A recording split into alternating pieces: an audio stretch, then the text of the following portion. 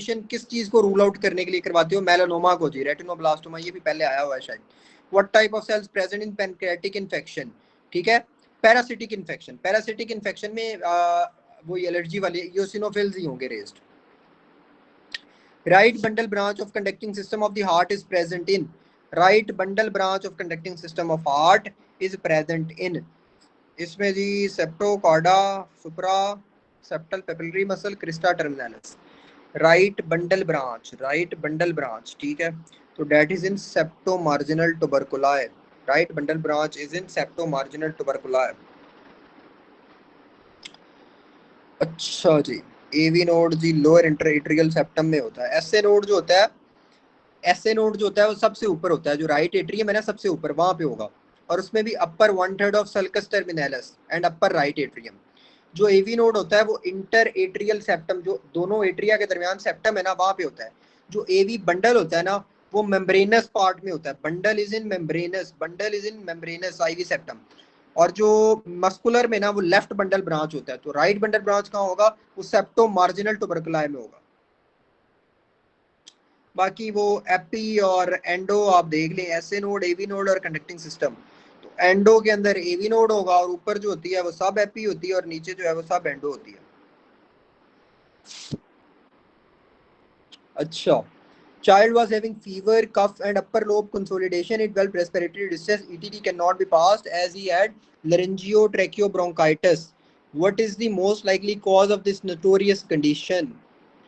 Para influenza virus होता है जी laryngotracheobronchitis का, और इफ नॉट इट ऑप्शन तो इन्फ्लुएंजा वाली चीज को चेक आप जो है वो पिक कर लें, ठीक है।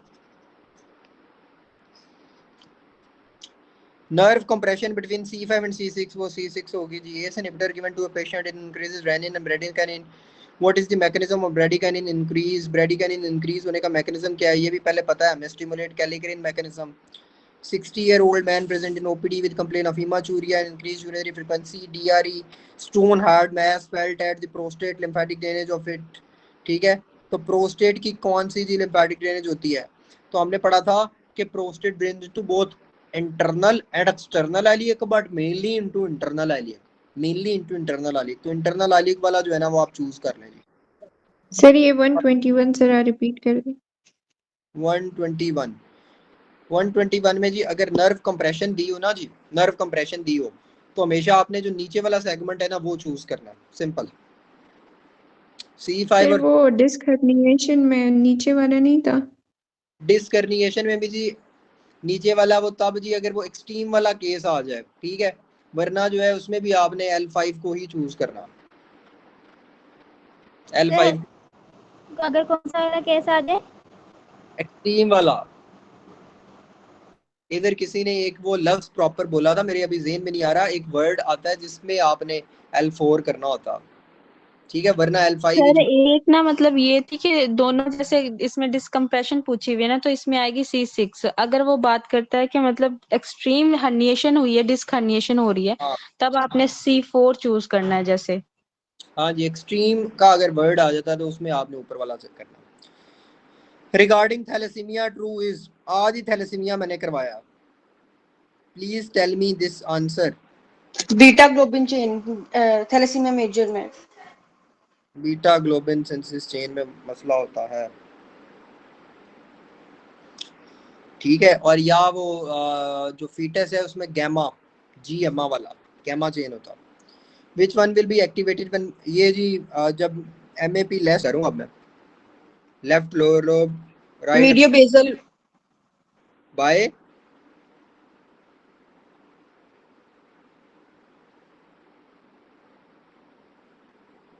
अच्छा मीडियो बेसल है जी, एपिकल नहीं है। Not having apical, not having apical, मैंने कहा था B for by, B for basal, basal वाली जो बी वाली चीज है वो बाय में आएगी, B for by, B for basal, by में आएगा medio basal. Not having apical, not having apical, ये किसने मुझे जवाब दिया था अभी जो है एपिकल? डॉक्टर ताहिरा ने दिया।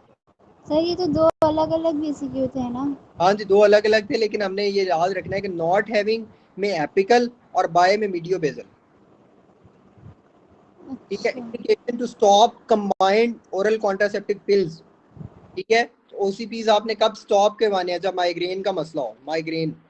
Patient wants to avoid bitter taste of medicine tablets, what will you tell him, ठीक है। तो आप 128 छोड़ दिया आपने। 128 मैं पढ़ता हूँ, चलो जी 128। Swelling at left inguinal region with positive cough impulse. It improves when ipsilateral testis is retracted downward. It is painful. This is likely due to, तो इसने उस पे जनाब एक swelling दे दी है लेफ्ट इंग्वाइनल रीजन में, ठीक है। इंग्वाइनल रीजन में बच्चों कौन सी swelling होती है और कफ इंपल्स भी पॉजिटिव है। Inguinal hernia। अच्छा 130 MCQ है जी, ये है जी जुबान आपकी, ठीक है। चलो मेरी, आप कहोगे सर क्या कह रहे हैं कि हमारी इतनी लंबी जुबान होती है, चलो ये मेरी लंबी जुबान है, ठीक है।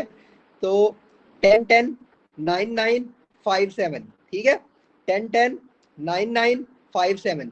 जो सबसे posterior most part of the tongue है ना, वहाँ पे जनरल और स्पेशल सेंसेशन दोनों 10th क्रेनियल नर्व लेके जाएगी। जो है ना पोस्टीरियर 1/3, ये था पोस्टीरियर मोस्ट, जो पोस्टीरियर 1/3 है वहाँ पे 9th दोनों लेके जाएगी। और जो इंटीरियर 2/3 है वहाँ पे जनरल के लिए फिफ्थ नर्व, और जो स्पेशल है उसके लिए 7th नर्व, ठीक है, 7th नर्व। और 5th नर्व की भी कौन सी ब्रांच, 5th नर्व की भी कौन सी ब्रांच जो जनरल लेती है, मैंडिबुलर ब्रांच, मैंडिबुलर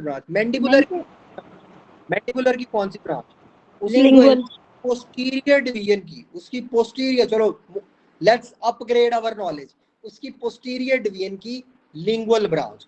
मैंडिबुलर की जो पोस्टीरियर डिवीजन है उसकी लिंगुअल होती है जी ब्रांच, ठीक है, लिंगुअल उसकी होती है। उसका निमोनिक था अली, पोस्टीरियर डिवीजन का निमोनिक था अली।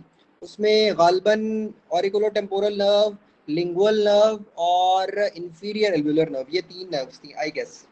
मेरा ये वही फाइनल अपना सेकेंड ईयर एमबीबीएस का मुझे ये निमोनिक याद है, पता नहीं अगर मैंने कुछ गलत कहा हो तो काइंडली करेक्ट। अच्छा बहरहाल ये था, पोस्टीरियर डिवीजन से आती है ये मैंडिबुलर की ना। अच्छा जी, अब इधर बताने का मकसद क्या है कि मैंने लास्ट टाइम आपको बताया था कि जो 1/3 है ना, पोस्टीरियर 1/3, वहाँ पे बिटर टेस्ट होता है, ये भी एमसीक्यू आया था। तो बिटर टेस्ट वाली नर्व कौन सी है जो पोस्टीरियर 1/3 पे है, ग्लॉसोफरेंजियल, ग्लॉसोफरेंजियल, बिटर टेस्ट वाली ग्लॉसोफरेंजियल बिटर सर टेस्ट, ये ग्लॉसोफरेंजियल सर बिटर। ये सर रिपीट कर दे।